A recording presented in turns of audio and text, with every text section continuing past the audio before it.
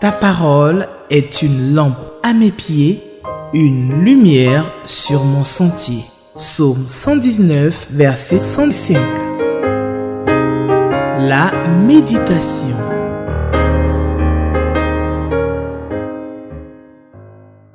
Téléspectateurs d'Espérance TV, je vous salue dans le merveilleux nom de Jésus-Christ de Nazareth. Je me réjouis de vous retrouver en cette nouvelle année, l'année 2025, pour un parcours à travers la Bible avec la méditation de la parole de Dieu. Vous sacrifiez à la tradition, bien entendu. Je voudrais moi aussi vous présenter mes vœux, les meilleurs. Ces vœux peuvent se résumer en un seul verset. Le verset de Josué chapitre 1 verset 8. Le texte de Josué chapitre 1 verset 8, devrais-je dire, que ce livre de la loi, c'est vrai que dans le contexte, Dieu parlait à Josué par rapport justement à ce qu'il avait mis entre leurs mains. Mais pour nous, ce livre, c'est toute la Bible, la loi de Dieu, la parole de Dieu, que cette parole ne s'éloigne point de notre bouche. Méditons-la jour et nuit pour nous conformer à ce qui est écrit et y agir fidèlement. C'est alors que nous réussirons, c'est alors que nous aurons du succès dans nos entreprises. Je le souhaite vivement pour chacun de nous, pour chacun de vous, pour que la parole de Dieu soit notre compagnon de tous les jours. Et en ce deuxième jour de l'année 2025, je me réjouis de rappeler à chacun de nous que les guides de méditation de la parole de Dieu sont disponibles. Nous l'annonçons depuis quelque temps déjà, depuis le mois de décembre. Vous avez le lecteur cadet pour les tout-petits, avec ce design qui leur permet d'entrer en contact avec les portions de l'écriture qui sont disponibles dans ce guide de méditation. Vous avez également le lecteur junior appelé RDV, The Book, pour les jeunes. Il permet aux jeunes de pouvoir méditer la parole de Dieu chaque jour avec des commentaires appropriés qui leur sont accessibles. Et le lecteur cadet et le lecteur junior coûtent 2000 francs l'unité. Vous pourrez vous en procurer. Et vous avez le lecteur adulte, le lecteur 2025 adulte, celui qui nous sert de guide pour la méditation à la télévision, qui nous reçoit chaque jour d'ailleurs. Le lecteur adulte coûte 2500 francs. Vous pouvez avoir ces différents guides de méditation au siège de la Ligue pour la lecture de la Bible, près de la cité Mermoz, et dans les librairies aussi de la place. Il est important que chacun de nous puisse avoir son guide de méditation, donc son lecteur de la Bible, pour pouvoir partager chaque jour cette intimité avec Dieu à travers sa parole, parce que la parole de Dieu, et Jésus l'a dit dans Jean 6, 63, cette parole est esprit et vie. Nous avons entamé cette année 2025 avec la parole de Dieu. Souvenons-nous de la méditation de la veille. Et pour ce jour, jeudi 2 janvier 2025, le lecteur de la Bible nous propose justement une portion de la parole de Dieu, l'évangile de Matthieu, le chapitre 4, versets 1 à 11. Matthieu chapitre 4, versets 1 à 11. Et pour ceux qui utilisent déjà le lecteur de la Bible, ils savent que ce guide de méditation nous propose une méthode de méditation de la parole de Dieu sur la base de 3 orientations claires. L'observation du texte à travers des questions sur les personnages qui évoluent dans le texte, les contextes, les lieux, et puis nous avons l'interprétation du texte à travers des questions qui sont mises à notre disposition pour nous permettre de découvrir les exemples à suivre, ceux à ne pas suivre, les ordres auxquels obéir, les avertissements, les vérités que cette portion de la parole de Dieu peuvent dégager. Et puis, la dernière étape, après l'observation et l'interprétation, c'est l'application. Et le guide de méditation, qui est le lecteur de la Bible, nous oriente sur l'application.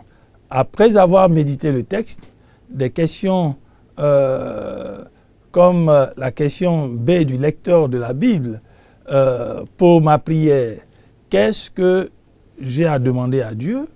Est-ce qu'il y a des points qui me permettent de me repentir? Dois-je louer le Seigneur? Ou alors, y a-t-il pour moi des orientations précises? Donc, la prière va se faire en adéquation avec ce que nous découvrons dans le texte biblique. Et puis, il y a cette question A qui nous permet de retenir des versets bibliques. Quel est le verset qui m'a le plus frappé?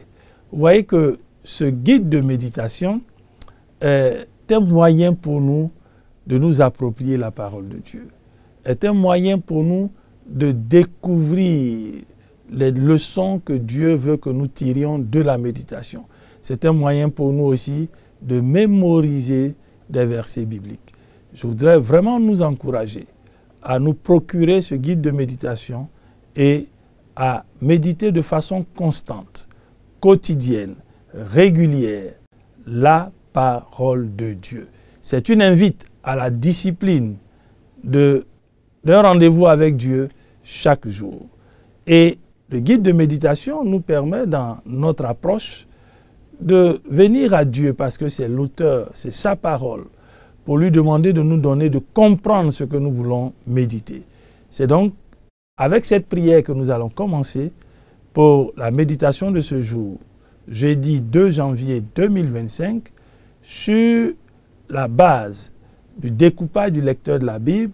Nous méditons l'évangile de Matthieu, le chapitre 4, le verset 1 au verset 11. Prions pour que Dieu nous donne la compréhension de sa parole. Père, merci parce que tu nous aimes et tu t'attelles à nous parler chaque jour. Merci pour ce deuxième jour de l'année 2025, selon le calendrier grégorien. Merci de nous donner cette opportunité d'écouter ta parole, de méditer ta parole, d'être à tes pieds et de nous laisser mouler dans le moule que toi-même tu as disposé pour nous. Donne-nous la compréhension de cette parole pour que nous en tirions le maximum de bien pour nos vies. Merci Père, au nom de Jésus-Christ. Amen. Matthieu chapitre 4, versets 1 à 11, c'est le texte de la méditation de ce jeudi 2 janvier 2025. Nous allons faire donc la lecture du texte. Je vous invite donc à regarder le texte avec moi selon la version que vous avez bien entendue. Alors, l'Esprit Saint conduisit Jésus dans le désert pour qu'il y soit tenté par le diable. Après avoir jeûné pendant 40 jours et 40 nuits, il eut faim. Le tentateur s'approcha et lui dit, « Si tu es le Fils de Dieu, ordonne que ces pierres se changent en pain. » Verset 4, mais Jésus répondit, « Il est écrit, l'homme n'a pas seulement besoin de pain pour vivre, mais aussi de toute parole que Dieu prononce. » Alors le diable le transporta dans la cité sainte, le plaça sur le haut du temple et lui dit, « Si tu es le Fils de Dieu, lance-toi dans le vide, car il est écrit, il donnera des ordres à ses anges à ton sujet, ils te porteront sur leurs mains pour que ton pied ne heurte aucune pierre. » Verset 7. Jésus lui dit, « Il est aussi écrit, tu ne forceras pas la main du Seigneur ton Dieu. » Le diable le transporta encore sur une très haute montagne. Là, il lui montra tous les royaumes du monde et leur magnificence.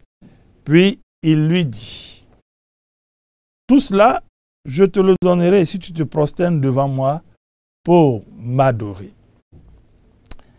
Alors Jésus lui dit, « Va-t'en, Satan, car il est écrit, tu adoreras le Seigneur ton Dieu, et c'est à lui seul que tu rendras un culte. » Verset 11, là-dessus, le diable le laissa. Et voici que les anges vinrent et se mirent à le servir. Amen. Matthieu chapitre 4, versets 1 à 11, c'est le texte de la méditation du jeudi 2 janvier 2025.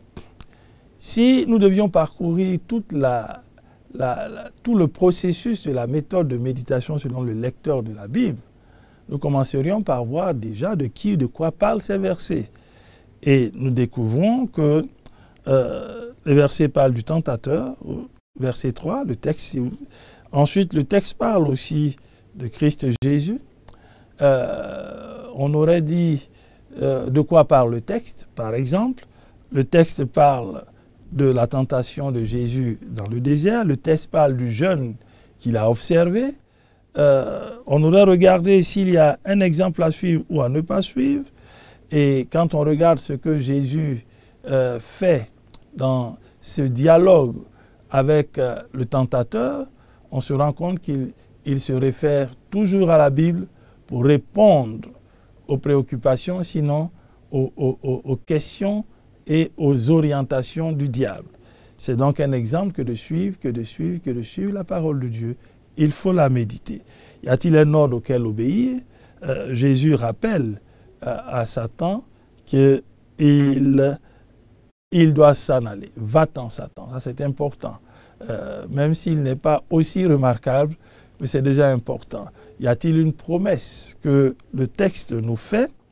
On peut regarder ce que Jésus dit dans le texte et découvrir que s'appuyer sur la parole de Dieu nous donne de remporter la victoire. Y a-t-il un avertissement? Il faut être vigilant. Jésus a jeûné et prié et il a remporté la victoire. Il est bon donc de ne pas se laisser distraire par ce qui peut tourner autour de nous. Y a-t-il une vérité que le texte nous révèle? La vérité fondamentale, c'est que si nous avons la parole de Dieu comme socle, comme appui, il n'y a pas de doute. Nous pourrons renverser tout ce qui est raisonnement qui n'est pas conforme à ce que Dieu veut. Y a-t-il d'autres textes qui m'aident à comprendre ce texte? Évidemment, l'évangile de Matthieu, le chapitre 1, les versets 12 à 13, et l'évangile de Luc, le chapitre 4, versets 1 à 13, nous parlent de la même histoire. Ces textes peuvent nous aider à bien comprendre ce que nous sommes en train de méditer. Vous comprenez donc qu'en parcourant toutes les étapes du processus de méditation, nous découvrons une panoplie de leçons et de choses intéressantes qui vont nous être utiles pour notre vie. Mais regardons pour le temps qu'il nous reste quelques éléments de ce texte. La Bible dit au verset 1 que c'est l'Esprit Saint, donc le Saint-Esprit, qui a conduit Jésus dans le désert pour qu'il soit tenté. Jésus n'est pas allé de lui-même. L'initiative est venue du Saint-Esprit. Le Saint-Esprit peut nous amener sur des terrains pour un test. Jésus a été amené dans le désert pour être tenté par le diable. Et c'est le Saint-Esprit qui l'y a conduit. Ce qui est intéressant, chers frères, chères sœurs, si nous nous référons au dernier verset de notre texte, le tentateur n'a pas eu la victoire. Quand le Saint-Esprit nous conduit, en dépit des voies, en dépit des difficultés, nous sortons toujours victorieux. Parce que le Saint-Esprit ne peut jamais nous conduire sur un chemin de défaite. Mais c'est toujours un chemin de victoire.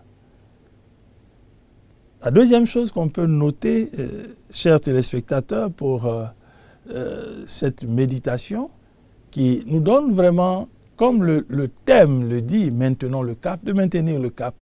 Si nous décidons d'avoir le Saint-Esprit comme ami au cours de cette année, il n'y a pas de doute.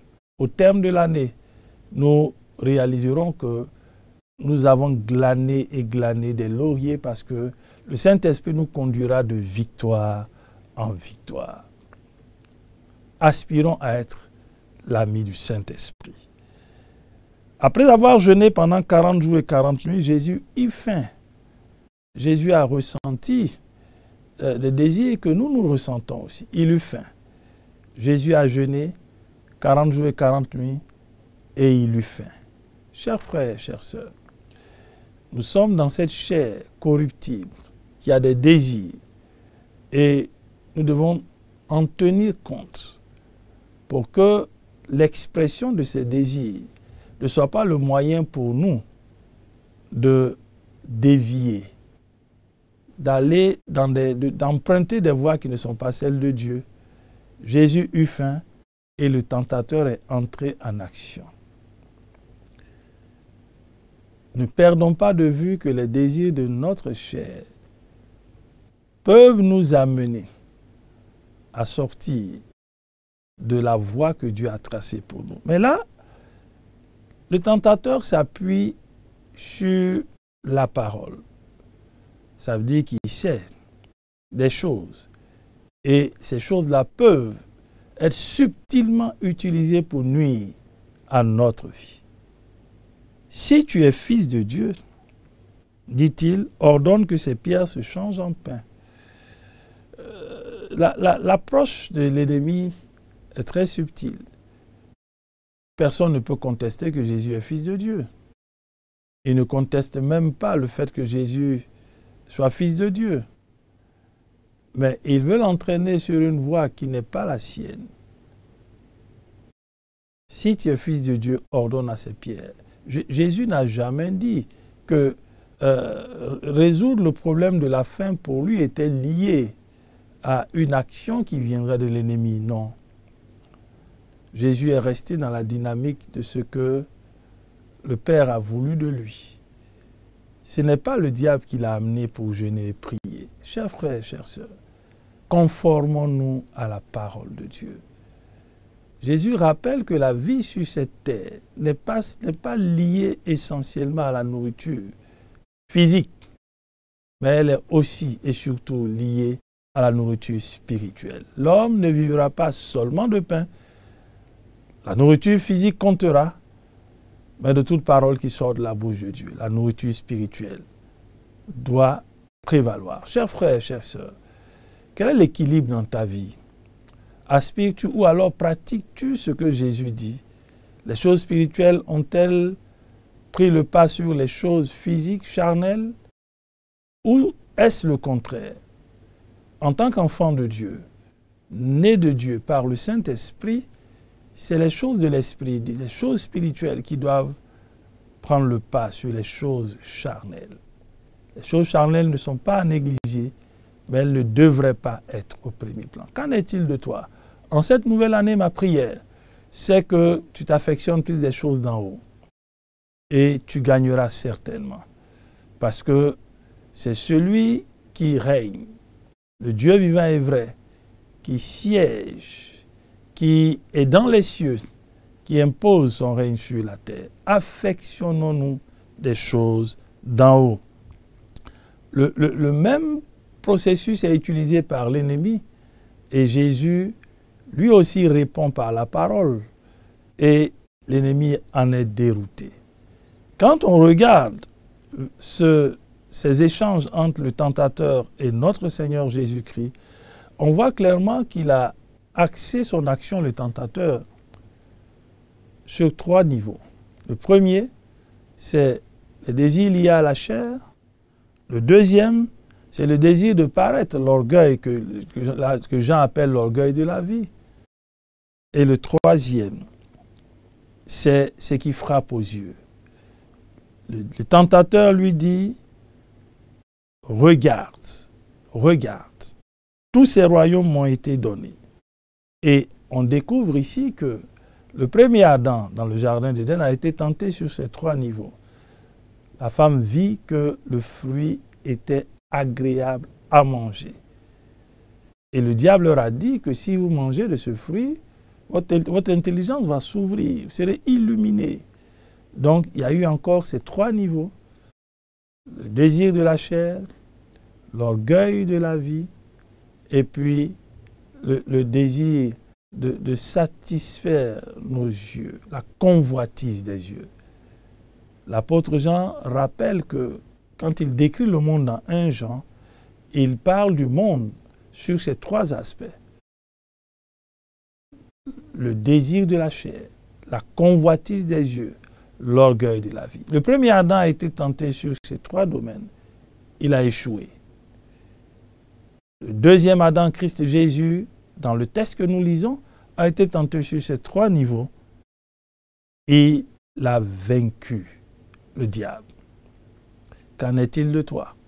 En cette année, tu seras certainement, je n'ai même pas de doute, puisque notre vie de tous les jours est confrontée à ces réalités. Tu seras aussi tenté sur ces 3 niveaux. Le désir de paraître ou de posséder, le désir de la chair, donc l'expression des désirs de la chair à satisfaire coûte que coûte, et puis la convoitise des yeux, ce que nous voyons. Ce que nous voyons. Chers frères, chères sœurs, donnons l'opportunité à notre Dieu d'être aussi le maître de cet aspect de nos vies. Parce que ce que nous recherchons dans la vie, c'est de plaire au Seigneur. Si nous sommes enfants de Dieu, c'est ce que nous devons rechercher.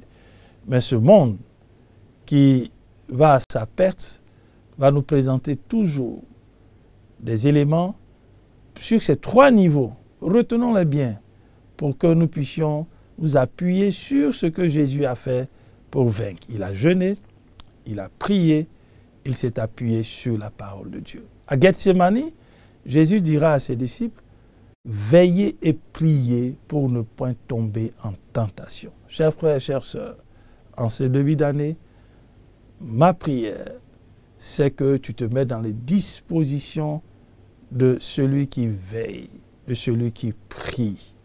Ne néglige pas la prière, ne néglige pas le jeûne et ne néglige pas la parole de Dieu.